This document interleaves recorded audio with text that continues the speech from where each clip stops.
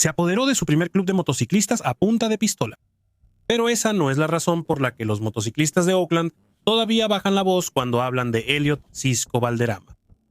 ¿Alguna vez te has preguntado qué hace que los curtidos ángeles del infierno susurren? Intenta preguntar sobre los rivales que lo desafiaron. Mejor aún, pregunta por qué nadie los encontró jamás. De día, encantaba a los directores de Hollywood en los sets de filmación.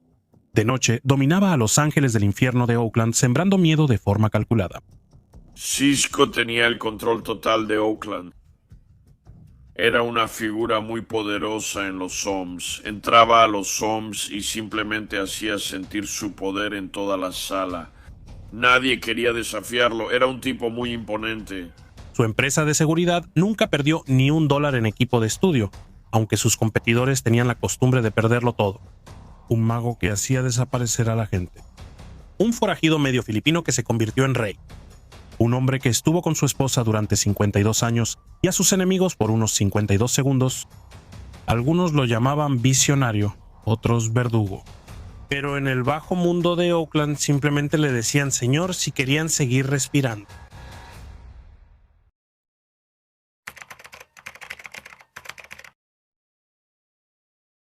Las calles no solo forman a los hombres, también los rompen o los forjan. Para Cisco Valderrama, nacido el 1 de diciembre de 1941 en San Francisco, esa historia comenzó en las implacables calles de East Los Ángeles. Mitad filipino en un mundo que no se caracterizaba precisamente por su diversidad, el joven Elliot tuvo que aprender rápido a defenderse y lidiar con los demás. Los primeros capítulos de la historia de Cisco no están escritos en ningún registro policial, al menos en ninguno que haya sobrevivido. Pero los susurros en viejos bares cuentan historias de un chico que descubrió temprano que el miedo era una moneda más valiosa que el dinero. Ya en su adolescencia, ya había dominado el arte de hacer que los problemas desaparecieran, aunque nadie pudo probar jamás exactamente cómo lo hacía. En 1965 se le encontraba en Santa Rosa, trabajando oficialmente como ayudante de albañil para un maestro albañil. Pero eso solo era su fachada. Detrás de escena estaba construyendo algo completamente diferente, una reputación. Y no fue su habilidad con los ladrillos lo que llamó la atención de la gente. Era su manera de manejar las situaciones lo que ponía nerviosa a la gente. ¿Alguna vez has notado cómo algunos tipos solo tienen que entrar a una habitación para cambiar su ambiente? Ese era Cisco. Luego llegó el club de motociclistas Misfit. Los detalles son escasos, pero hay un hecho que está muy claro. Cisco no se unió a su club. Lo tomó. Cuando Cisco era un misfit, no sé cuánto tiempo fue un misfit. No sé nada sobre su historia con ese club. Sé que tomó el control de ese club a punta de pistola. Pero los Misfits solo fueron un trampolín. El 13 de enero de 1966 marca el día en que Elliot Cisco Valderrama ingresó oficialmente al capítulo de Oakland de los Hells Angels. No cualquier capítulo, sino el más notorio, el más respetado, y pronto sería su reino. El capítulo era conocido por ser particularmente selectivo con sus miembros, especialmente cuando se trataba de la película Hells Angels 69C. Piensa en eso. Confiaban lo suficiente en él como para que lo representara en la pantalla grande, pero la gente inteligente aún se cuidaba las espaldas cuando él pasaba. Él estuvo en la película Hells Angels 69 y no hay manera de que Oakland lo hubiera dejado participar en esa película si no fuera un miembro de Oakland en regla. Eran muy estrictos sobre quién trabajaba en esa película. ¿Qué lo hacía diferente? Mientras otros fingían ser duros, Cisco había convertido la intimidación en una forma de arte. Bueno, para soltar un chiste, claro, pero aún más para lanzar esa mirada que hacía que los hombres adultos miraran sus zapatos. El tipo de persona que podía arreglar cualquier problema mecánico, pero que parecía disfrutar aún más arreglando otros problemas. El escenario estaba listo. Las piezas estaban en su lugar, y Cisco, él apenas estaba calentando.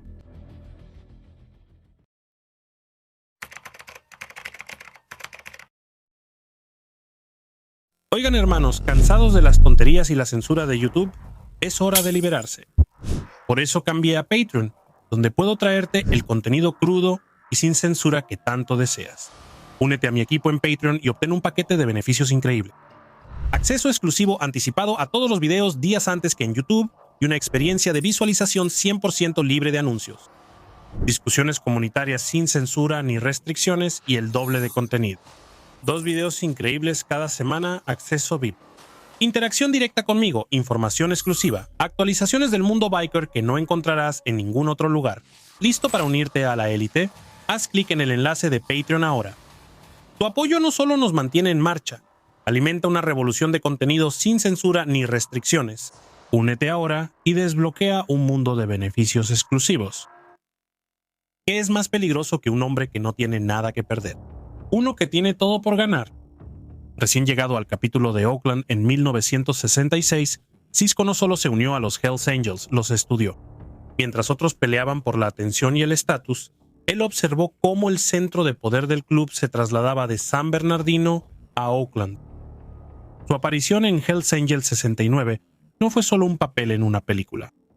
Eso lo marcó como un verdadero miembro de Oakland, porque el capítulo nunca permitía que forasteros lo representaran en pantalla.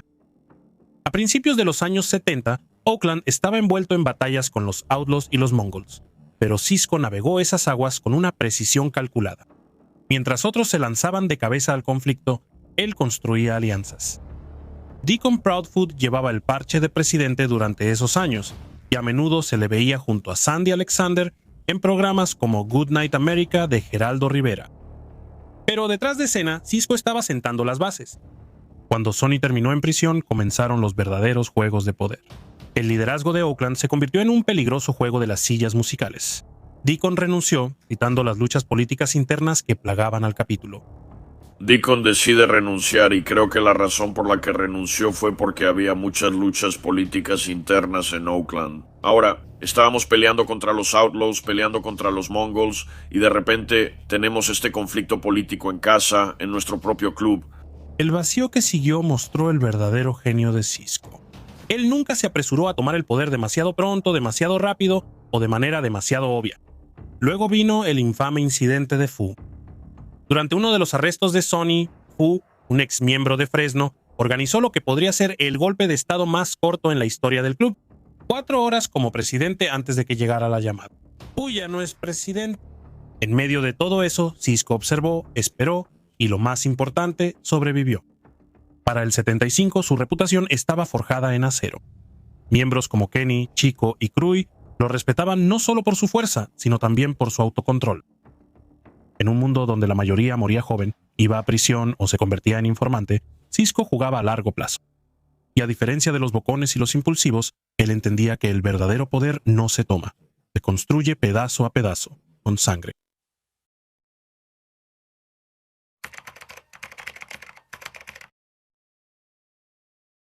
Cuando se asienta el polvo después de una guerra, ¿quién realmente cuenta los cuerpos? Para 1975, mientras la estructura de poder de Oakland temblaba como un castillo de naipes, Sisko se había posicionado perfectamente para la tormenta que se avecinaba. El verdadero drama se encendió cuando Sergei Walton, quien alguna vez fue el lugarteniente y confidente de Sonny, decidió que merecía la corona. Pero Sergei debería haber estudiado mejor la historia, porque los lugartenientes ambiciosos a menudo terminan de manera desafortunada. Pero ahora Sergei decide que quiere ese puesto. Y, sabes, no conocía bien a Sergei, lo vi 2 veces.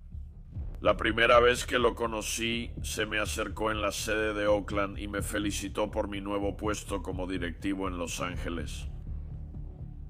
Ojalá que tengan sangre nueva allá abajo, solo tuvimos una conversación muy breve. Los juicios Rico golpearon Oakland como un mazo, aunque Sisko seguía siendo intocable.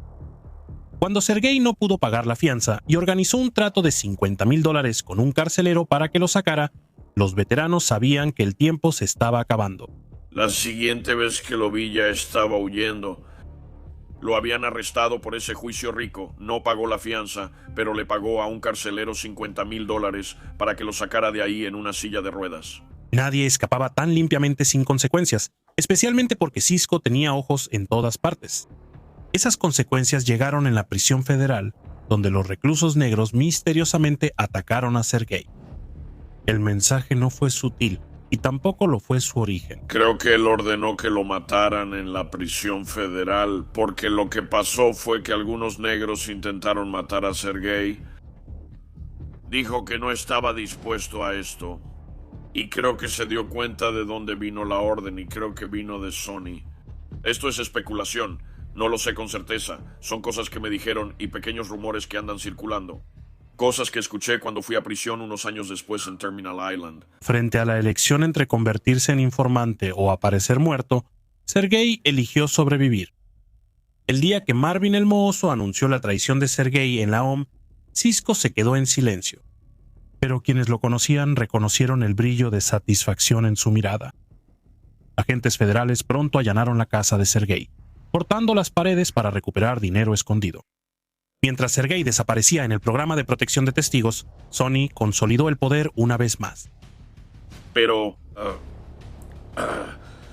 Sergei decidió que no iba a ser asesinado e hizo un trato con el gobierno.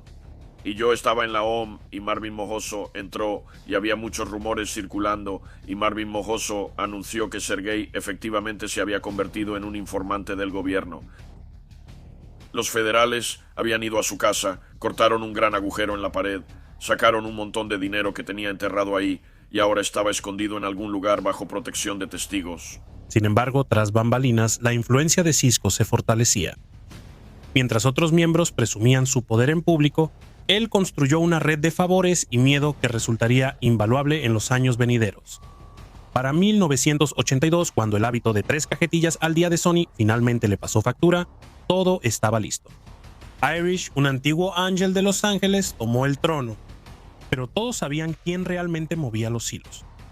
A través de alianzas estratégicas con figuras como Gary Popkin y el manejo cuidadoso de la situación de Tony Tate, Sisk se transformó de un jugador hábil a un titiritero. El liderazgo de Oakland había aprendido una lección crucial.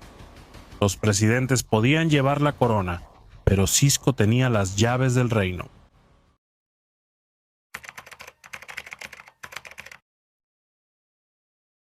¿Cómo construye un hombre un imperio que conecta el inframundo con Hollywood? Pregúntale a cualquiera que haya trabajado en sets de filmación en el área de la bahía durante los 80 si todavía están dispuestos a hablar. Cuando Irish asumió la presidencia en 1982, Sisko ya tenía el verdadero poder, aunque pocos comprendían el alcance total de su influencia.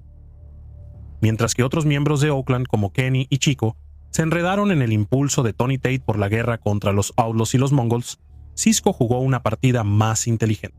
Él equilibró la política del club con negocios legítimos, transformando su empresa de seguridad en una fuerza que Hollywood no podía ignorar. Así que Irish toma el control y su mandato no duró mucho tiempo. Te digo lo que pasó. Irish y Sony se acercaron mucho a Tony Tate. Y yo estaba en esta misión de paz, tratando de que los forajidos y los mongoles terminaran la guerra. Tony Tate estaba impulsando la guerra.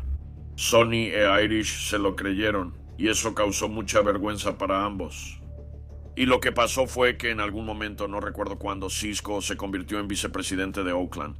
Creo que tal vez bajo el mando de Irish. Su carrera cinematográfica floreció durante esos años, consiguiendo papeles en Arma Mortal, 1987, y después en Drácula de Bram Stoker, 1992.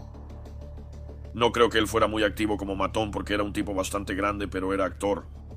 También trabajó mucho en seguridad para los sets de filmación. Los mismos productores que lo contrataban para actuar confiaban en sus equipos de seguridad fuera de cámara porque todos sabían que cuando el equipo de Sisko cuidaba a tu equipo, nada ni nadie se atrevía a tocarlo.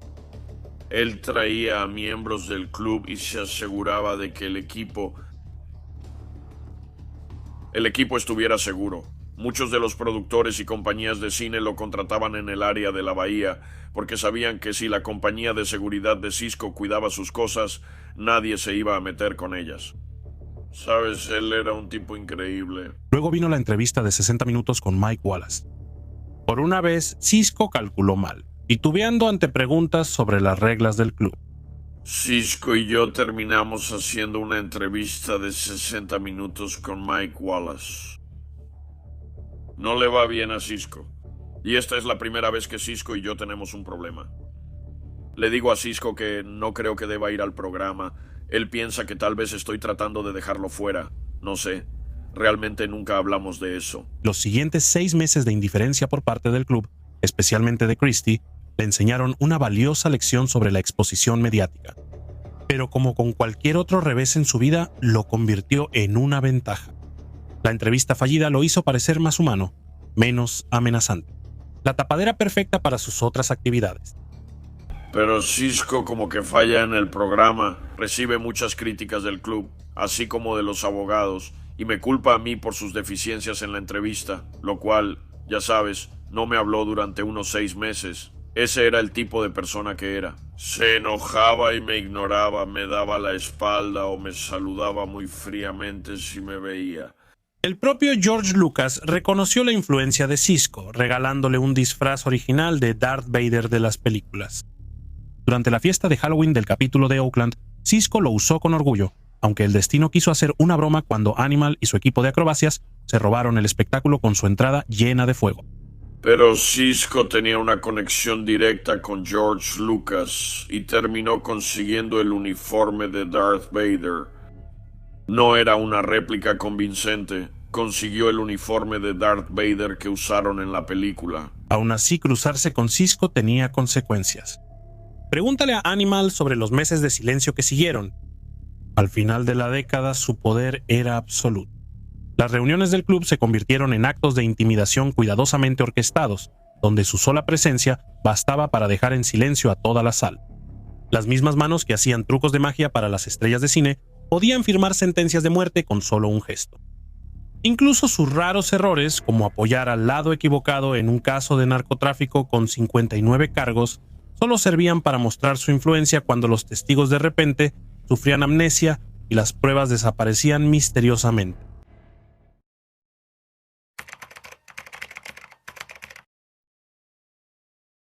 Para 1990, mientras otras figuras de Oakland caían en el olvido o terminaban en celdas de prisión, la influencia de Sisko se había transformado en algo más refinado, pero igual de letal. Su empresa de seguridad dominaba la industria cinematográfica del área de la bahía, aunque todos entendían que enfrentarse a él significaba mucho más que solo perder un contrato. Incluso en sus últimos años, su presencia en el club de Oakland podía hacer que la temperatura bajara 10 grados. Sisko, ya sabes, se quedó con el título y lo mantuvo durante muchos años y lo mantuvo. Sé que cuando Sony regresó, ya sabes, siempre hay rumores sobre lo que realmente pasó. Sabes, Sisko tenía el control total de Oakland.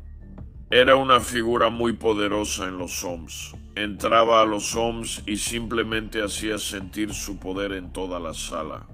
Nadie quería desafiarlo. Los años 90 trajeron nuevos desafíos, especialmente cuando Sony regresó con sueños de libros y películas. Pero Oakland, bajo la influencia de Sisko, cerró estos emprendimientos de manera contundente.